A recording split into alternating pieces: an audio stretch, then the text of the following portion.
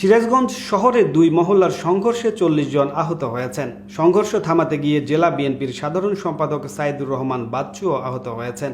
পাল্টাপাল্টি হামলায় কয়েকটি বসতবাড়ি ভাঙচুরের ঘটনা ঘটেছে। সিরাজগঞ্জ উল্লাপাড়া থানার প্রতিনিধি মোহাম্মদ সজীব আহমেদের তথ্যচিত্রে বিস্তারিত। বৃহস্পতিবার 13 ফেব্রুয়ারি সকাল থেকে শহরের মিলন মোড় ও থানা রোড এলাকায় দফায় দফায় সংঘর্ষের ঘটনা ঘটে।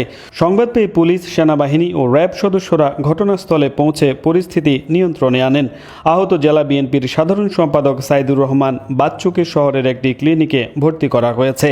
সংবাদ পেয়ে দলের বিভিন্ন নেতাকর্মীরা তাকে দেখতে যান।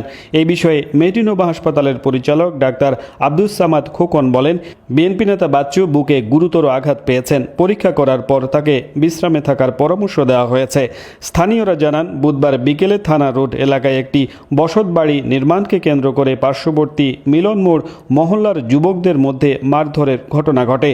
এ নিয়ে উভয় মহল্লার লোকজনের মধ্যে বৃহস্পতিবার সকাল থেকে দফায় দফায় সংঘর্ষ শুরু হয়।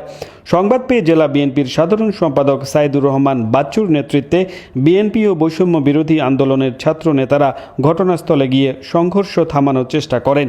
এ সময় একটি ইটের বড় টুকরো বাচ্চুর বুকের ডান পাশে লাগলে সে গুরুতর আহত হয়। দ্রুত তাকে উদ্ধার করে ক্লিনিকে ভর্তি করা হয়।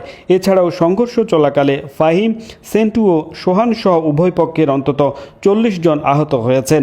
তাদেরকে বিভিন্ন হাসপাতাল ও ক্লিনিকে ভর্তি করা হয়েছে। এদের মধ্যে 4 জনের অবস্থা আশঙ্কাজনক। সদর থানার ভারপ্রাপ্ত কর্মকর্তা ওসি হুমায়ুন কবির বলেন, র্যাব, পুলিশ ও সেনাবাহিনীর সহায়তায় পরিস্থিতি নিয়ন্ত্রণ করা হয়েছে।